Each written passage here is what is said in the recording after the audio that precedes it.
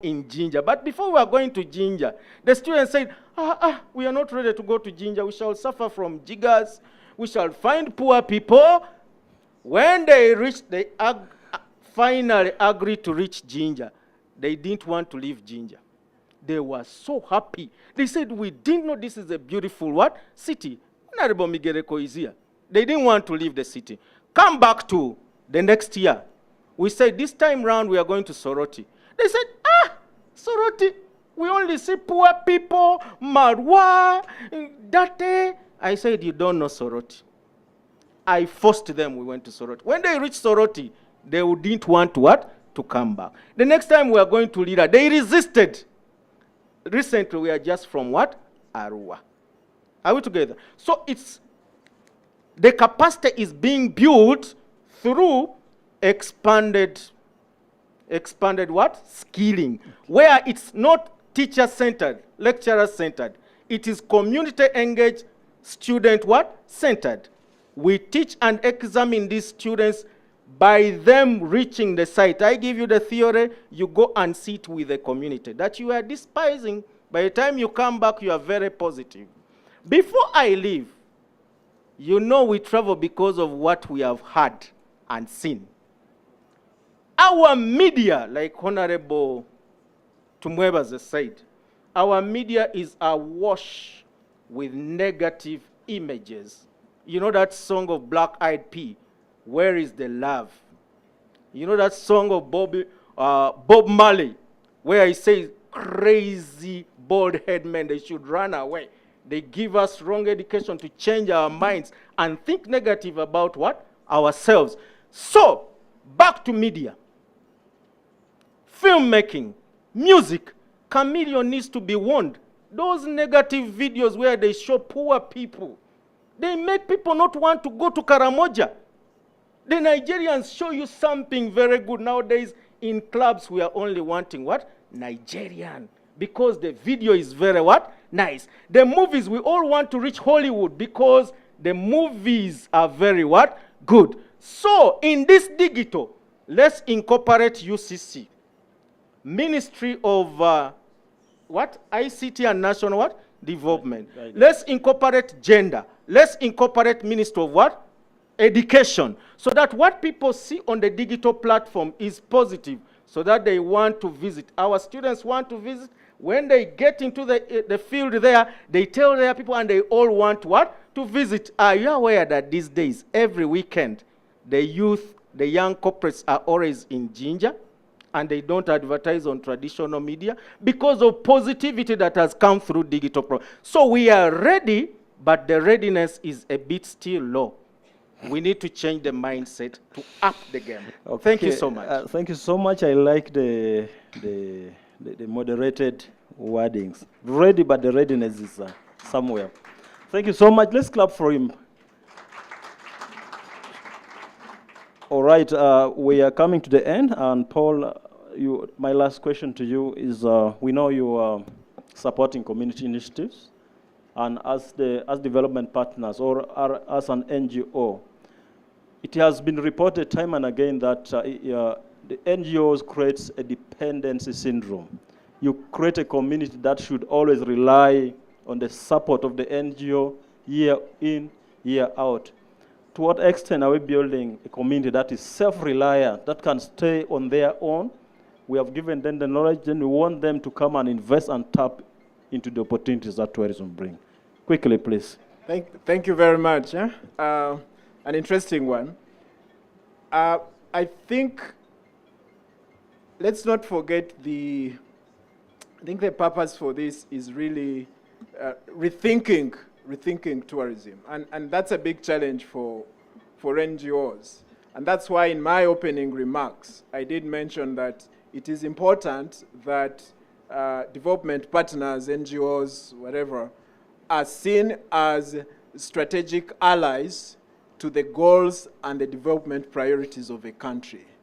I think in my view, if a CSO, a civil society, is not in line with the development priorities of a country or of an area or a strategic plan, then they actually just remain a CSO, right? can be a CSO. But I think going beyond CSO definition to a development partner definition, you must move with the agenda. And the agenda is important, that you must be seen to work in the interests of the people. One, I think there's a lot of mention around, do we have enough funding, for example? Do we have enough resources? I think NGOs have also demonstrated that they can bring in significant resources to do research, to support researchers, to do planning, landscape planning, to do priority setting for different, to build infrastructure. I mean, I can tell you that a lot of infrastructure in some of the protected areas is actually a contribution of some of the development partners. So it's not, I don't think it should be seen in parallel. I think we should be having, what is this integrated mechanism in which all the important parties that are critical to this sector, whether it's mobilizing the communities or it's actually tooling them and retooling them, what's the mechanism in which we can have an integrated approach? At WWF, one of the things that we are doing is actually to develop a suite of bankable nature-based solutions. Bankable nature-based solutions. So that if there is a private sector actor who wants to develop a business around a mountain gorilla, for example, tourism, and we did that with IGCP, by the way. If you think about Clouds Lodge, where WWF provided initial significant support to set that up. So, and then later it was taken over by a private actor, and communities have a share. They negotiate, they agree on revenue sharing. Budongo here at Kaniopabidi is also a mechanism in which NGOs provided initial financing and private sector came in. So I don't think that going one way is a solution for us. I think we should be thinking about integrated approach, guided by strong and forward-looking strategies. And I think that's where government and the ministry have to be champions, right? Rally us, rally everyone. I know that I might not have another chance, but I wanted to say something related to experience marketing. We've seen over time a trend in this city where communities agree and gather to celebrate their culture. I think some of you might be aware, but Chiga Nation, for example, yes. Right? But Chiga Nation, or Bafumbira World, I'm sure there are others, Lango, or wherever, How do we take, and people go with passion, with their culture, quite passionate, but it is centered here. How in Kampala, right? So how do we try to broaden this good idea where mobilization has come from social media? We're talking about technology, right? Social media groups created, and the agenda is this. How do we broaden this to actually start going and creating some sort of products? Nyege Nyege has been a discussion here. Yeah. But I think we have so many opportunities. And I think we need to identify who are the champions of this. Who are the champions? Can we bring them together in some sort of forum or discussion? Can we bring them together? And people with good ideas, and they are here. I think this is the cream of the tourism sector in this country. And we need to think collectively and strategic as well. Thank you very much. Thank you so much, Paul. Ladies and gentlemen, let's give a big round of applause to my panelists. That is not enough, please. Let's give a bigger round of applause too. Thank you so much. They have been actually very instrumental. If there's anything I cannot forget, my big take home is that readiness is a combination of willingness and ability, and that is important. It's also a big take home that we should Ugandanize our different tourism products and involve the locals. And we're also happy to note that there's need for policy development, and there's research which is moving towards giving us policy briefs. We were 4 gentlemen and 1 lady, and I want to conclude by allowing the lady to thank you people for listening to us in 1 minute, and after that we shall take a group photo, because 1 again is 4, I think is a higher percentage. In 1 minute, please. Thank you very much, moderator. And I want to thank everyone that has attended this morning session of the World Tourism Day celebrations. I want to thank all our partners present, our funding partners, the private sector, the MDS present, the local governments, all the different stakeholders that we work with.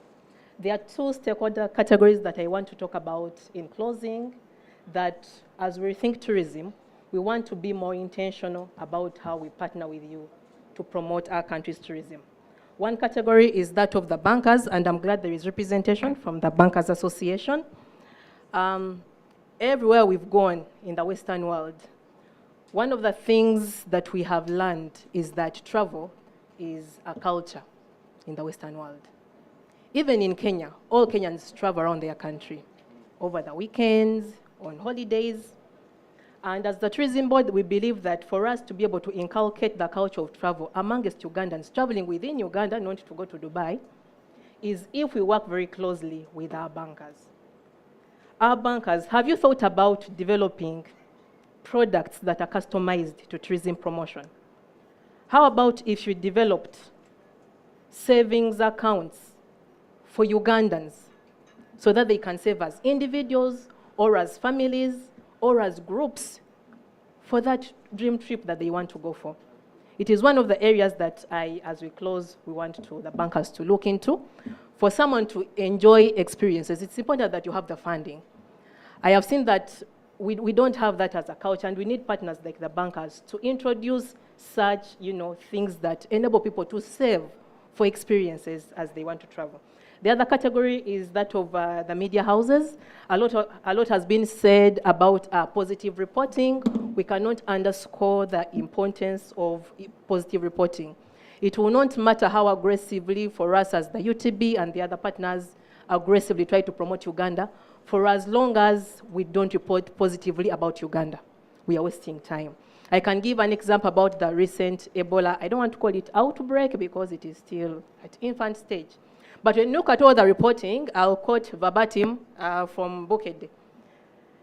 As they read the news, the headline of yesterday and the other days was, ekirwadde ky'Ebola kinnamutta kibaluseewo mu ggwanga lyattu Uganda.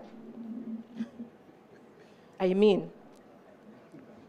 if you want to travel to Uganda and you hear such reporting, what are you going to think about?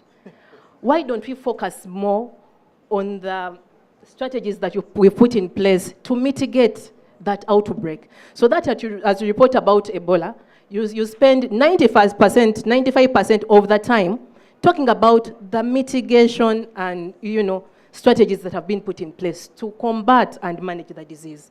So for us, that is very important. I also want to implore all Ugandans when it comes to positive reporting. Everyone has become a media house. Some individuals right now are even bigger than NBS or NTV. Let us be very, very cognizant of what we say about our country. When you wake up and go to your personal digital platforms, what are you saying about your country? It has to be positive. Let us inculcate patriotism amongst Ugandans so that we say positive things about our country. I was in Kenya at the height of their elections for about 7 days, but I did not hear anyone on the streets talking about their politics. The talk was just about, Kenya and where you can go. But here, if you go to the airport, soon as you sit in the taxi, we start lamenting. I don't know whether it's also our culture, but we need to change it. So all of us as Ugandans, I implore you that tourism promotion is everyone's business. Let us spread good vibes. Let us report positively let us tell a positive story about the Pearl of Africa. Thank you. Okay, that was a good way of thanking my audience. Thank you so much for listening to us. Let's have a group photo and we call it quit. I now take the program back to Mr. Liais.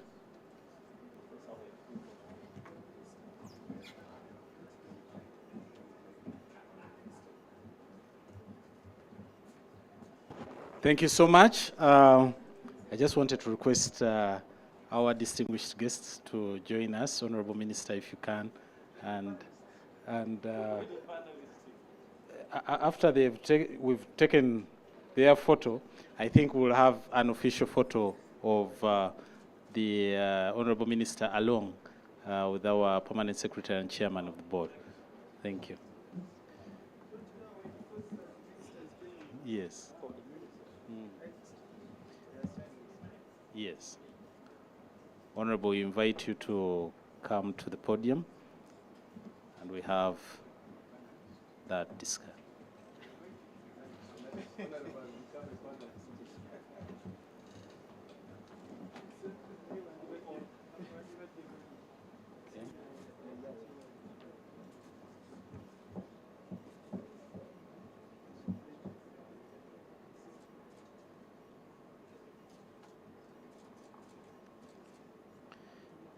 I think they are well captured.